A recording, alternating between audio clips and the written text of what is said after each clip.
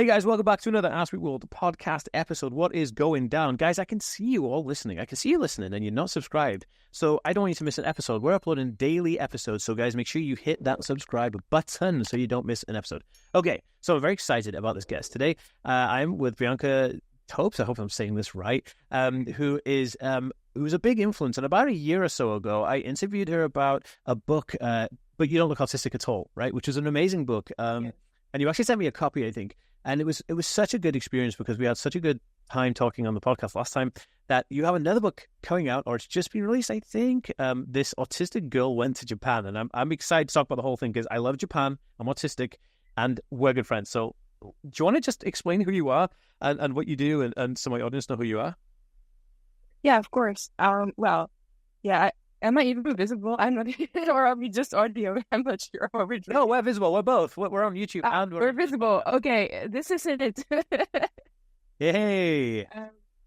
Well, this just came in today actually, but I had one copy come in like last week, but it's just fresh. Oh, and I wrote this about my move to Japan actually. When already like the title already spoils that, but yeah, I moved to Japan 2 years ago now, and that was quite an adventure. Also, like there was a pandemic in between. Oh, it was an even bigger adventure. I think you spoke when you were just about to move, right? Or you were like packing up to go to move. I was about to move, but then I didn't move.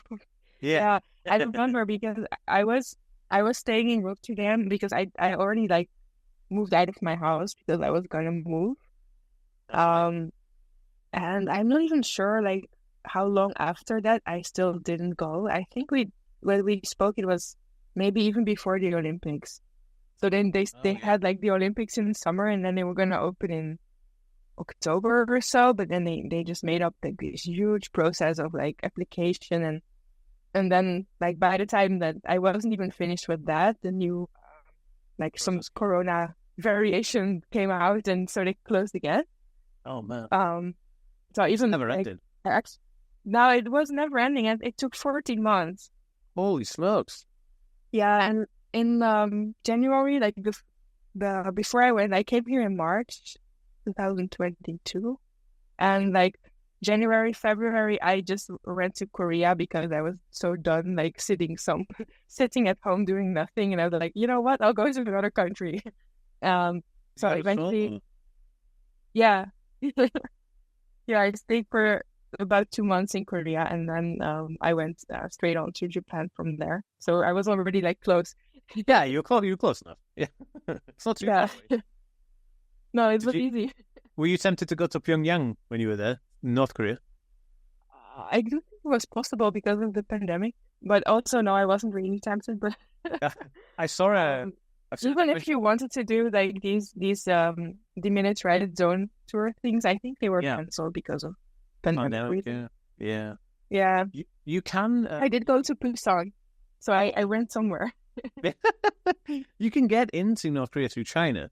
I don't think you can get into North Korea through South Korea yet, but they are building a railway track between the two places, right? With a joint power station. Yeah, I believe they were like closed anyway, like the whole pandemic period. Yeah. Also, China was still closed too. Yeah, if I recall correctly. Yeah, I mean it started in China, didn't it, poor guys? Anyway, so what inspired you to want to make this book? You know, it's just a girl went to Japan. Why? Because I mean, some of the content, right? Can I just say, like, stuff really intrigues me, like 90-day stickers and Disney bingo. The Japanese secret to everything. Like, I love all these things. Like, what, you know, expensive houses. Like, talk to me about it. Like, what inspired you to make this book? I kind of wanted to make an inspiring book, but not in a way. I don't want to be like, oh, you all have to, like, all autistic people have to be able to, like, move to Japan or do what I did, or, you know, not like that, but still, I kind of wanted to make a positive story about this, because I do think it's, like, cool to show, like, okay, I did this. Also, it was the most difficult thing in my life I ever did. Wow.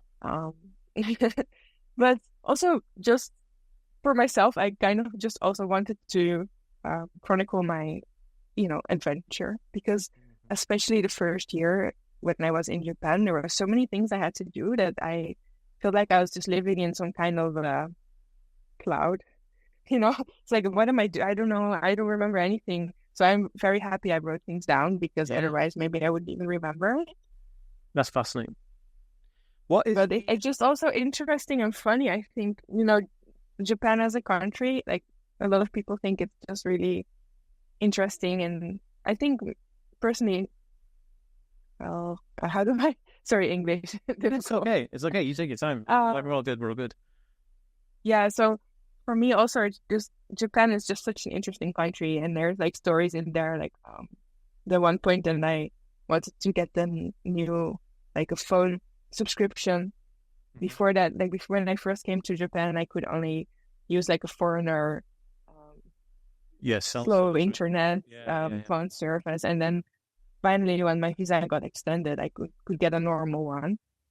So then I just went to the store, and it's just very interesting how things go in another country, and especially Japan, because it's so far away. So many things are different. 100%.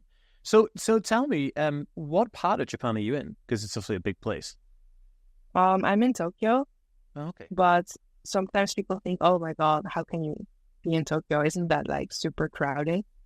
But I am in like the west of Tokyo, in a more quiet area, which is still very easy to reach. Like I'm in just over 30 minutes, I'm in the city center, but it's way more quiet here. So yeah, I've noticed that. And cheaper. Yeah, of course. Like Tokyo's a crazy place. But one of the two things that strike me, first thing is it Shibuya that has the big kind of crossing? That's the busiest crossing in the world, right? I think so, yes. Yeah, because the population's so dense. But what's really interesting about Japan, it's very organized, and it's organized into bite-sized factions. So like, it has the highest density of vending machines in the world. There's one vending machine per 20 people in Japan. That's the average. Oh, probably. And the other thing is that like they have this whole empty houses epidemic in Japan, where people are a house from their parents, right? But you can't afford the taxes and stuff that goes on it. So the house just sits there, they do nothing. And you're sitting in like a cardboard, like tiny apartment, like a cardboard box, size apartment, which is fascinating. Now, the other thing, and this is why I think Japan is great for autistic individuals. So in Japan, more than 20% of all printed media is manga. Like, so it's like cartoon, like graphic novels, right? And they have different levels of it. So you can have like manga for kids, teens, adults, aging adults, and really old people. And they cover all aspects of stuff. Now, the reason this is interesting is because autistic individuals are visual learners, right? So Japan kind of is helping their autistic population, even though they don't address it, by having literature available it's signposted through graphical content. Oh, that's so interesting. I know nothing about manga. I don't ever read it, so I cannot say. But I do think like it's not just in manga; it's everywhere you look. Like posters with like warnings and stuff. They're all very visual too. Yeah, they have like these illustrations, like do this, don't do this, and then they draw like what, like if you do this, somebody gets hurt, and they draw that. Yeah, exactly. What happen if you fire and death? Yeah. And it's kind of like, it's accessible, right? Japan is accessible, and they have the DART, right, which is a very fast speed train. And I think like even the subway system in Japan is efficient. And this is another thing, right? And I'll say this, I want to know your experience, and I'll get to it why I'm asking. I feel like Japan is probably one of the perfect places for autistic individuals, not only because of the signposting, because of the organization. One thing, everything's very organized. The other thing is their conservative nature in how they're not very social in the way that you are in the Western Hemisphere. Like, in the UK, people go out to the pub and get absolutely like, drunk as a skunk, will fall over, go and sick everywhere and get into fights and stuff. And if you're on a train, there'll be somebody shouting at you. I've been on a New York subway and people having fights and pulling guns out. I'm like, what on earth is going on? But in Japan, on the subway, they're just like, everyone's quiet, right? And that quiet gives you you can actually relax on the subway on the way home, which is crazy. Yeah. And then the other, except for when you're like standing like you sit up. Yeah, but I mean, you're still only negative. Yeah, but even like standing standing in the subway and in a very crowded subway is not as bad if everyone is shutting up. Like it's quiet and just, So usually, even if it's full, it's okay because people don't say anything. Exactly. And I think, because people are very kind of like, self-conservative. They want to keep themselves in Japan. And I love that. The other thing is their work ethic is crazy. Unlike anybody else I've ever seen. They will literally work themselves to death. But I love that attitude of just wanting to work. You love working to death. Not the death part. I'm like, I love the I'm going to get this done regardless. Like, and the work comes first. Sometimes that's a downfall, but if you're a single person or you're like an autistic person will get obsessed with something and want to see it through to the end. And I think that people like strive for perfection more. And I do believe that if you're autistic, then I think you will not stand out as much as you would in the West.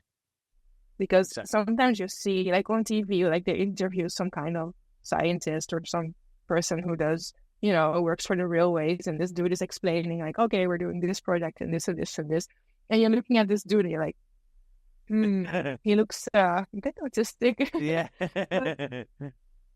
I guess there was that has two sides. Like one side is a lot of autistics here, they just, get away with it without trouble because they fit well in society. But the people who don't, they have a more difficult time because there's trouble recognizing it. 100%. And so when you say autistic, their image goes quickly to like a kid very disabled. The kid and the very, very severe like support needs. Yes. And they don't really notice it as fast in somebody who's like working. So that could cause trouble for people, like not knowing what's happening with them. Because even in Japan, like especially in Japan, there are some companies, they have like every Friday, you go drinking with your co-workers. Yep. I would hate that. I would just be like, okay, can I go home? And karaoke, right? Karaoke is a staple. Yeah, drinking, karaoke, kind of like, and it's like if you don't go, I mean, you could, but it's not really helping you. Like you're not really getting anywhere in your job. So I would hate that, and I think it could be difficult for some people. It's funny because like that is the thing.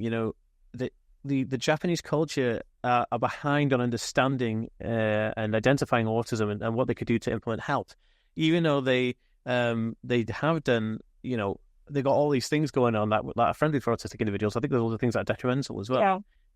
So what's it like, your experience? What's it like living there for an autistic person? What do you think the good parts? What do you think the bad parts are? Well, where I went here, like I already like before I moved here, I went to Japan like every year and for months, and I would just take a bunch of work from home and do the work in my room, and then like in the afternoon go outside, do some shopping, do some exploring, traveling. So I already noticed that when I came here, I just feel like calmness coming over me, because there's just less noise, less distraction, and there's also like these things like convenience stores. It's very simple, but they're open 24/7, and they have healthy food that's actually tasty.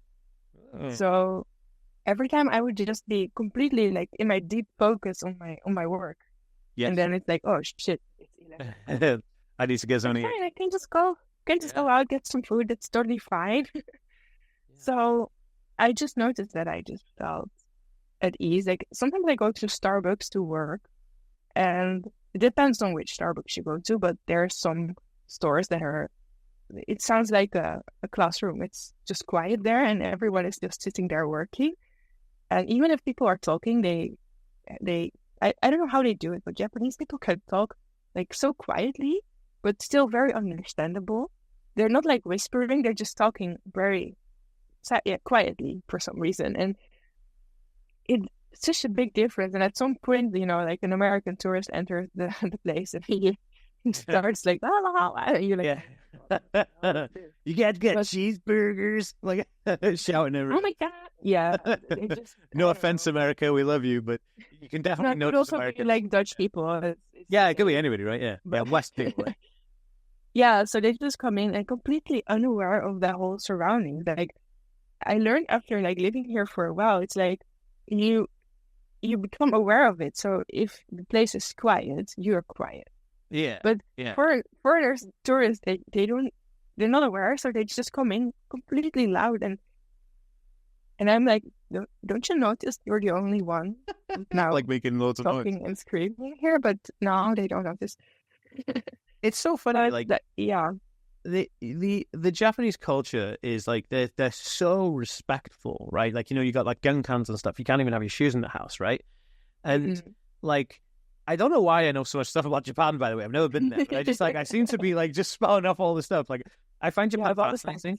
I know I have all the fun. Autism. No, but it's funny if they come and let's say the IKEA person comes. When I just moved here, so I ordered all my furniture. Yeah. The whole place was like empty.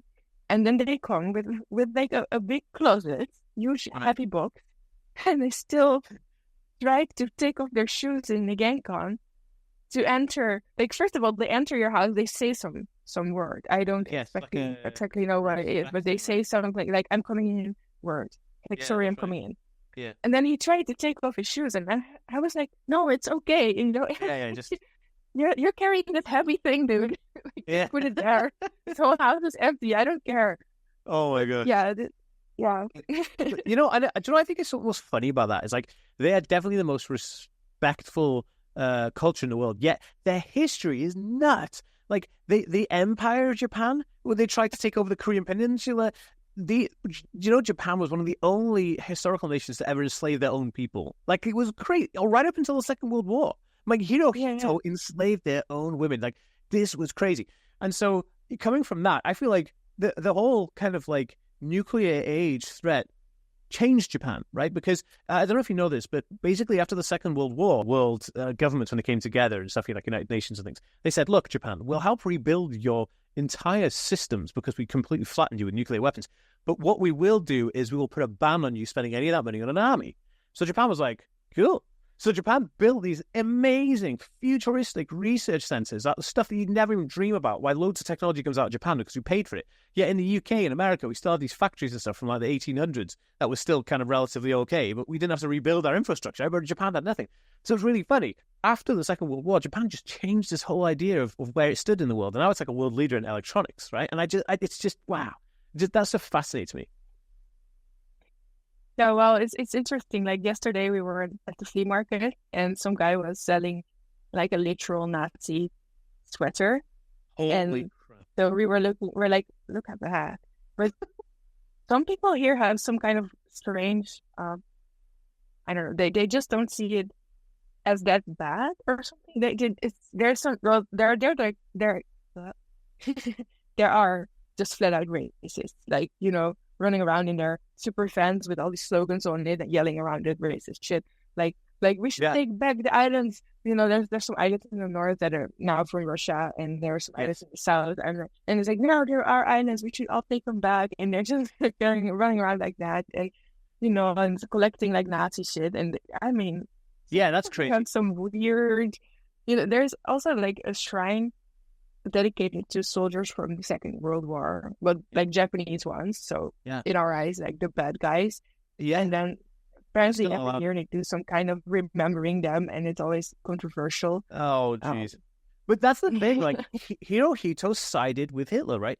And so it was actually Joseph Stalin, who was the Russian kind of dictator at the time from the USSR. It was his idea to double back on Hirohito, to tell the Americans where he would be at a certain time, and that's how the Americans kind of helped bring the war to an end with the nuclear weapons and stuff, which is completely bonkers that we ever used nuclear weapons. But it did bring about the means to an end. But anyway, enough of Japanese history. What is modern day, like what is your typical day in Japan versus where you were in Europe? Like, what's the main difference you're finding that actually is beneficial to you as an autistic person? Well, I found out that there's also, like, there's pros and cons, and one of the pros is like the time difference is both a pro and a con, actually. The good thing about it is when I wake up and I start working, I have like, well, half a day, nobody's bothering me because most people are in Europe and they're still sleeping. They're all asleep. Okay. So it's quiet. But the bad part about it is if I want to speak to somebody, they're not there. So if I want to speak to friends, I really have to schedule like really insane times. Like, for example, I have to get up at 7 a.m. and my friend it's already like 11 or 12 and in the evening. So, and then, it's very tight. You have to speak only at that time. But and then it's also a pro and a con. I like to work alone and I like to just, in the morning, just go to my Starbucks or, I don't know, be in my office, do some work. Yeah. At the same time, I notice it can be very lonely sometimes. So I think a lot of things are pros and cons.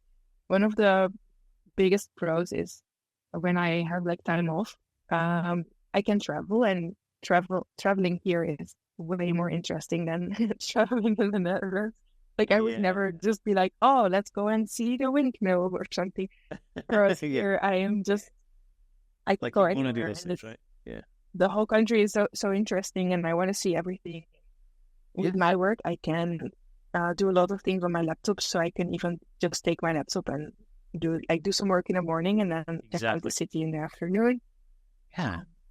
So that it's honestly, my life, like my day-to-day life, has become very normal. So it kind of like in the beginning you want to travel a lot, and at some point you just become like you're just working in your house and then a normal person anymore. Yeah.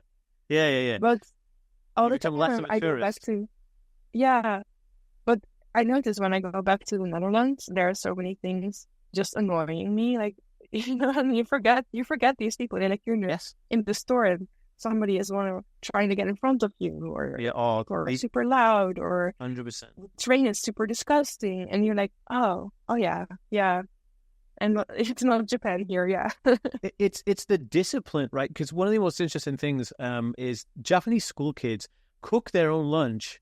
And clean their own classrooms, right? Yeah. And I find this really interesting because they're learning so many life skills. And if you're neurotypical or autistic, what you're finding out is that the repetitiveness of doing these notions will actually help you remember and learn those things. And those are life skills that you'll have to take on forever. And I think that's just, that is fascinating.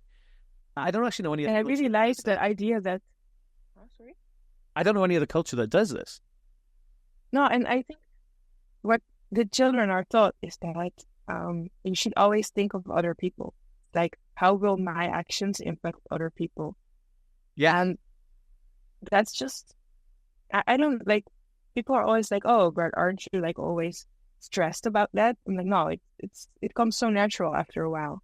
Yes, exactly. And I think, it's like almost like survival skills, right? Because like, you're learning real life stuff. And I think, but like you said, like having a mindset of things need to be clean. And this is really interesting because I feel like a lot of autistic individuals, and myself included, for a very large portion of our life, we're so focused on trying to live and just survive that hygiene and cleanliness becomes this. It's if you don't get to do it, it's okay because you're just surviving, right? You're in this shell of a person. But if you grow up around this treatment of space, you learn it alongside survival. And I think that's really interesting. And I think Japan does that really, really well. Yeah. So tell me about Although there can be people that have like trash houses. That's a phenomenon. Well, I mean, look, there's no, you can do all you want, but there's still some people who just look, I've got to hoard stuff. It's interesting because I have those garbage schedule, and they just put the new one in my mailbox, and garbage here is like next level science. It's like I have 4 different trash cans, and they have like every 2 weeks there's some other thing you can put out, like magazines, books, clothes. Like glass, plastic, and they have so many different categories. And for every, like my normal garbage should be in a blue bag, my unburnable garbage should be in a yellow bag. These bags you have to buy in the store. There's some tax on them, so they're more expensive. So you already pay like for the tax to take the bag away. I can really understand if you're very overwhelmed. this can easily become an issue because it's like so much. And then, at one point you miss the bottle day and then the next one is 2 weeks later. So you're like, shit, now I'm stuck with my bottles for 2 more weeks. So it can be very overwhelming too. But, I gave my trash calendar like a nice spot on the wall and I live by the thing. Yeah, it's like, okay, the first thing you do, what is it today? Like, what day is today? Oh yeah, bottles. Yeah, so I have to really do it. Otherwise, I'm stuck with them for 2 weeks. So we have here as well in the UK. We have it's like every 3 weeks. We have different ones that go out every 3 weeks. So like it's a residual waste this week, and then it's like kind of like like biomatter waste. So say you had a kid and you had diapers, that's every 3 weeks, and then you have garden waste, like that's every 3 weeks. But recycling goes out every week, which is kind of cool.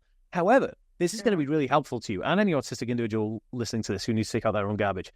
If you have an Alexa, the little assistant thing, the Alexa Echo Dot, there's a calendar you can get for it. It's called the garbage calendar or a bin calendar, and it will tell you. You basically just set it up as like a skill, and you set up the days that you say, oh, well, every 3 weeks, blah, blah, blah. And so you can teach it the calendar that you've got there, and it will tell you, remember, take out your residual trash this week or whatever. So maybe it's worth you doing because you'll never forget. That's nice. Yeah, well, for me, it's also you have to you cannot just like take your bottle, throw it in there. You have to rip off the label, rinse the bottle, put the lid in another one, in a plastic one, and then the bottle, you have to squish it, and it's like they have their full operation. Even if you remember it, it's like you have to process the whole stuff.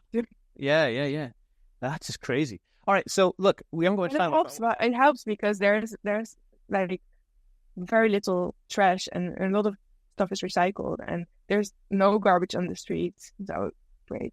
I love it, and I cannot stand clutter and dirt. So tell me, Bianca, like how do people get your book? How do people learn more about you? Do you have social media, like your website? What's the dealio? How can people get hold of you and buy your stuff? Yeah.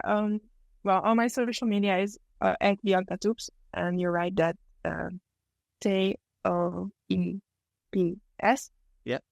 And yes, and the books, they are for sale basically everywhere.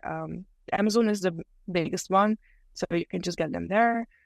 And but also they can be ordered like even in your local bookstore. You just like on my website, it's toops.nl, TOEPS.nl, Netherlands.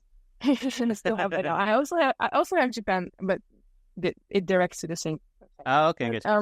The JP. So if you just like copy the ESPN number, you can just let every store order the thing. That's smart. There's an ebook and a print book, and I'm still thinking about audiobook because my first one has an audiobook, and that one is going really well, like way beyond my expectations as well.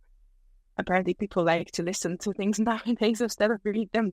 I only get audiobooks.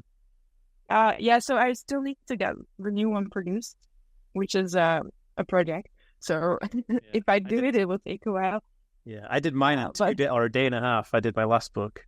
I went to a studio and this one, the Autism for Adults.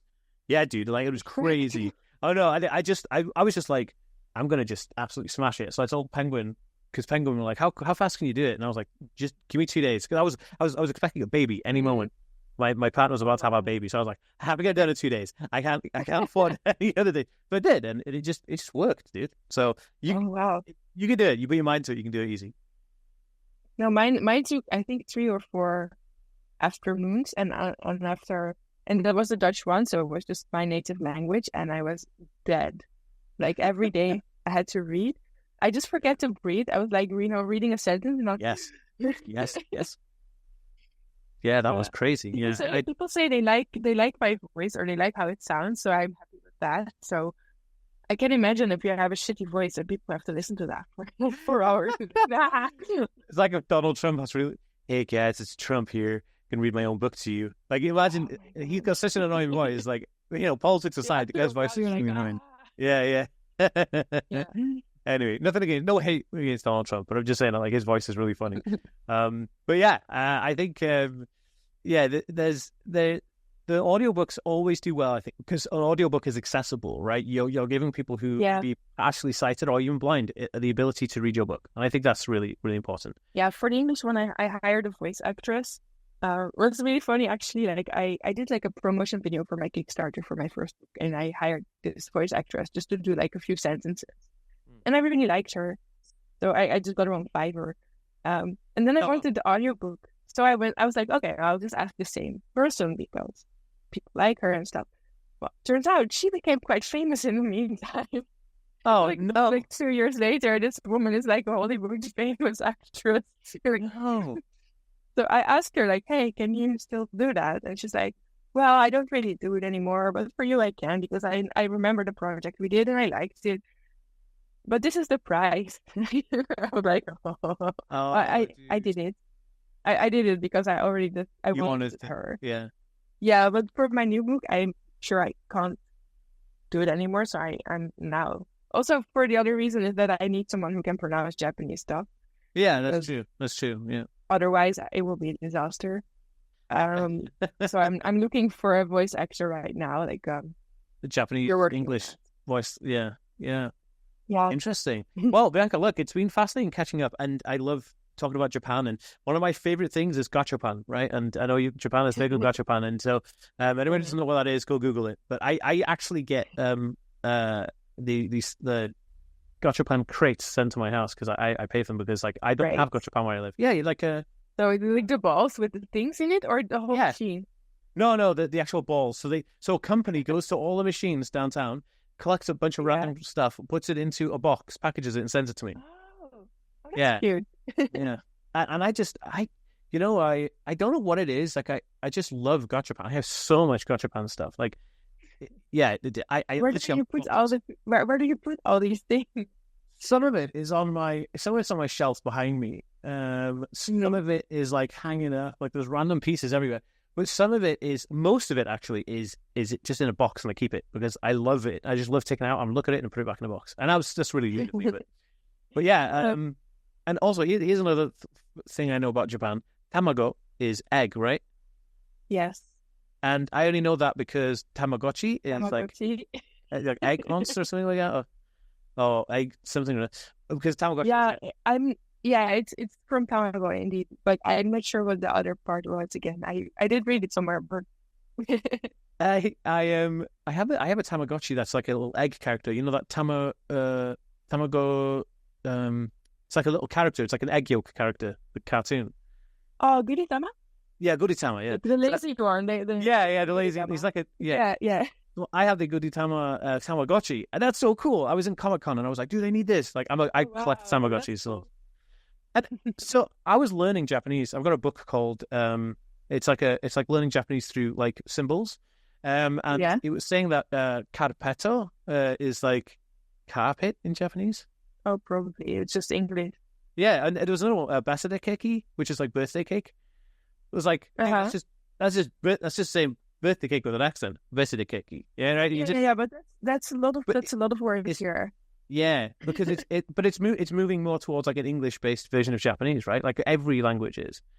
Yeah, and you can like sometimes if you just come and let's say I'm like go to Starbucks and I say like I want a strawberry frappuccino, and I go like, hey, can I have a strawberry frappuccino? And they look at you like, oh, and then you go, can I have a strawberry like? I didn't do it well, but you just put the accent in. It's like hamburgers. Hamburger. You just throw the accent in and they're like, oh, I get it. Yeah, that's really interesting. Yeah. And you're right. There's a lot of Japanese words for the theme. Yeah, sometimes they also know the English one, and you can just get away with that.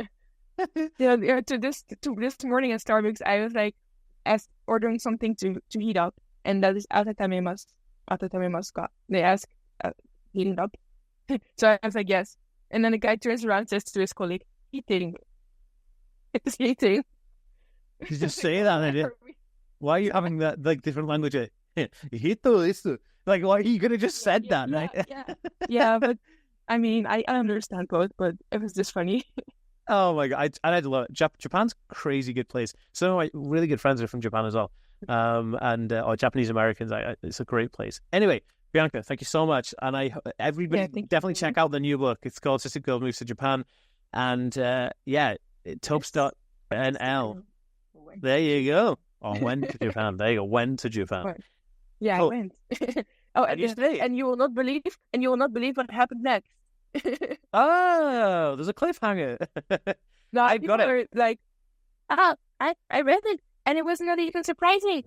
No, it's a joke. Yeah, because people are dicks sometimes, and that's fine. Okay, Bianca, thank you so much. Hi. Take it easy.